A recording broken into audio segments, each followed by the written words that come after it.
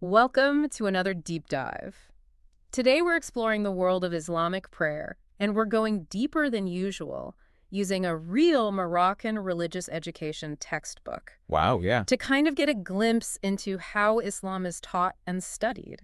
I think that's what's so fascinating about these deep dives. Mm-hmm. It's one thing to talk about the rituals or the practices, but Right. to really understand the structure and the thought that goes into Yeah. how it's presented, Yeah. how it's taught. Absolutely. I think that adds, And we should say up front, yeah, we're focusing on a lesson about Salat, Yeah. the Islamic prayer, yeah, which is one of the 5 pillars of Islam. So we're not talking about fundamental. foundation. Yeah, it's a pretty big deal. Absolutely. So it involves physical actions, spiritual reflection, and recitation from the Quran, all kind of woven together. Yeah, it's interesting the text even mentions right up front. Yeah. It's Right. not just the movements, it's the state of mind. Right. It's the intention that gives Well, it meaning. Yeah, and that really struck me when I was looking at this textbook, Okay. is the structure of it. Right. You know, it has sections like objectives, analysis, even assessment. Wow. So it's very much like Yeah, it's fascinating. a blueprint for understanding. Yeah, it reminded me of the catechism. You know, I mean, growing up Catholic is very much, Okay. this is how you learn. Yeah. This is the progression. It's systematized. Yeah. And this textbook doesn't stop at prayer. We see glimpses of lessons on purification rituals, Right. inheritance laws, even Islamic history. So it really gives you a sense of, It's kind of woven into the whole. yeah, it's really a holistic approach to faith. It is. So let's get to the heart of this specific lesson. Yeah. The 14 essential components of prayer, known as fard. Right. These are the must-dos. Yeah, with the essential pillars Yeah. holding up the structure. Okay. Right. Each one has a specific purpose, a specific place. And it all begins with the takbir, the declaration of Allahu Akbar, God is great. Right. And the text emphasizes the precise wording and pronunciation. It's about entering that state of prayer Yeah. with intention Right. and reverence. It's like setting the tone for something. And every detail matters. Yeah. Every detail matters. It's like having a conversation with someone you hold in high esteem. So you're very, It's like if you were to have an audience with a king or a queen, right. you would just slouch in and say, hey, how's it going? Exactly. There's a certain decorum, Yes. a respect that's demanded. And speaking of details, the text then goes on to the sequence of postures. Yeah. Standing, bowing, prostrating, each with deep significance. And the transitions are important too.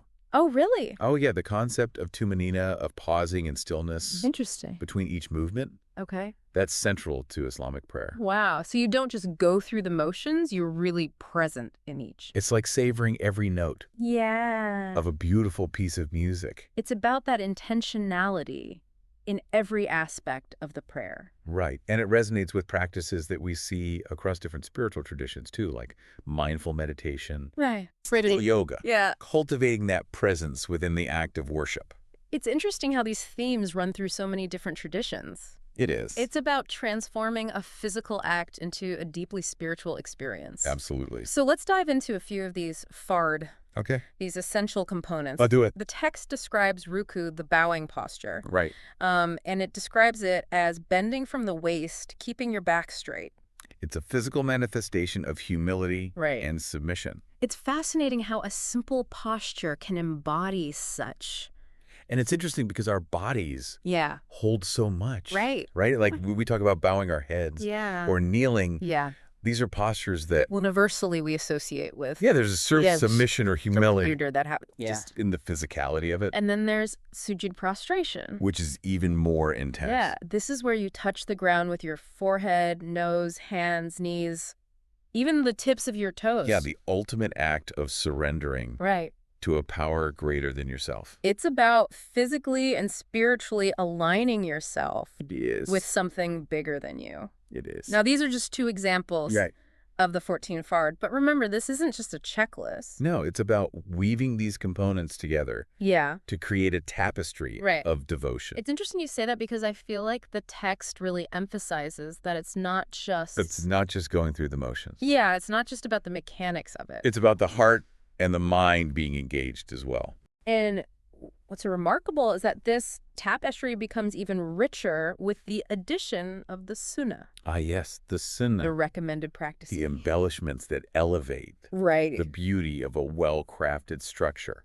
Right. It's like, you've got the structure now. Yeah. You're gonna make it They're going to adorn it. beautiful. Yeah. So tell us about the sunnah. Okay, so the sunnah are these recommended practices Okay. that are not obligatory, Okay. but they're highly encouraged. Okay. And they're seen as a way to enhance Okay. your prayer and to draw closer to God. So it's like we're talking about different levels of engagement almost, like Yeah. layers of devotion. You have the essential fard, those foundational practices, and then And the text really highlights Yeah. the distinction by explaining what happens if you miss one versus the other.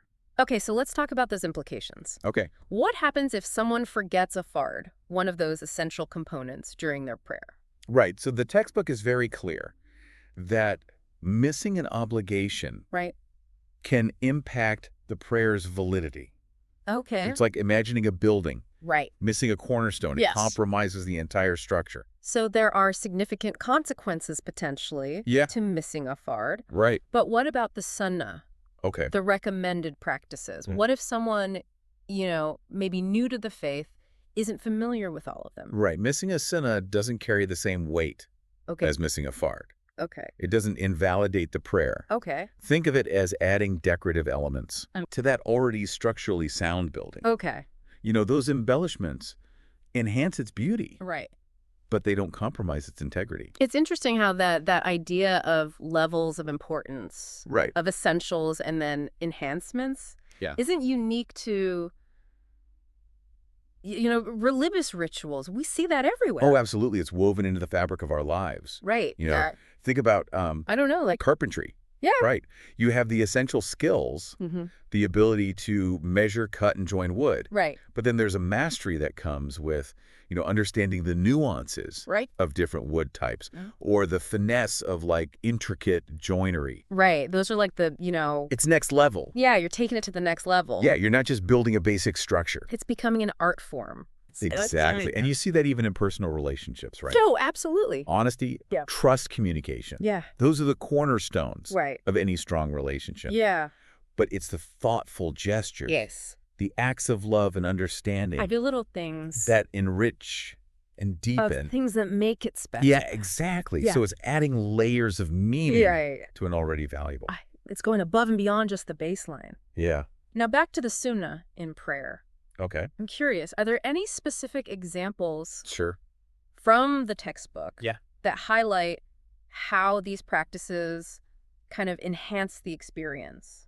One that stands out is the recitation of an additional surah, Okay. a chapter from the Quran Okay. after the Fatiha, Yeah. which is the opening chapter. Right. This allows for a deeper personal reflection Okay. on the divine word. So it's like taking a moment for private conversation Exactly. after a group. Yeah, like a moment of contemplation. Yeah, it personalizes the experience. Exactly. It personalizes the experience. Okay. Another fascinating sunnah is the subtle difference in recitation Okay. between the imam, the prayer leader, Okay. and the congregation. I remember reading about that. It's Yeah. like a choreographed dance of voices. Exactly. During certain parts of the prayer, Right. the imam recites aloud, Okay. and the congregation listens intently. Yeah. And then in other sections, the congregation joins in reciting in unison. Wow. So it's really... So it creates this powerful sense of unity Okay. and shared devotion. So it's not just praying as an individual. Right. It's recognizing Yeah. that you're part of something larger. It's that communal aspect of it. Exactly. It's like you've got the soloist and then the choir comes in. Yeah. And it just adds this whole other All other dimension. dimension. Yeah. Yeah. And it speaks to that communal aspect of prayer. It does. The sense of belonging to something larger. It's interesting, too, because the text talks about Okay. the importance of facing the Qibla, Right. the Kaaba, in Mecca Right. during prayer. Mhm. So it's not just Yeah. that you're part of a community in the room with you, Right. but It's global. yeah, you're part of a global community, Wow. all of whom are united. It's amazing when you see those images, of It's powerful. Muslims around the world all facing in the same direction. And it's a reminder, I think, Yeah. that even in our individual spiritual journeys, Right. right, we're all connected. There's that shared humanity. Yeah. We've been really deep in the weeds here Chuckles. of Islamic prayer. We have. And I gotta say, this has been fascinating. It is interesting stuff. For someone who's encountering this for the first time, Right. What would you say is like the most important takeaway from a deep dive like this? That's a great question. Yeah. I think for me, it's a reminder Mm-hmm. that there's so much richness and diversity Right. in human experience. Yeah. And that by learning about Yeah. traditions that are different for our own, Right. we open ourselves up to a deeper understanding. It's like traveling to a new place. Exactly. You realize that even though it's different, there's still There's still that common thread. that common thread that kind of binds us as human beings. That's it. And I think that's a really beautiful message, especially in the world today, Yeah. where we're so quick to focus on the things that divide us. I think that's what these deep dives are all about. Yeah. It's about bridging those divides. Yeah. Through understanding, through curiosity, Well said. through respect, I love it. And on that note, chuckles. we'll leave you to ponder this. How can we as individuals cultivate greater understanding and respect I love for the diverse ways in which people experience and express Yeah. their faith or even their lack thereof? Beautiful. Keep those conversations flowing. Yeah. And until next time, happy exploring. Absolutely.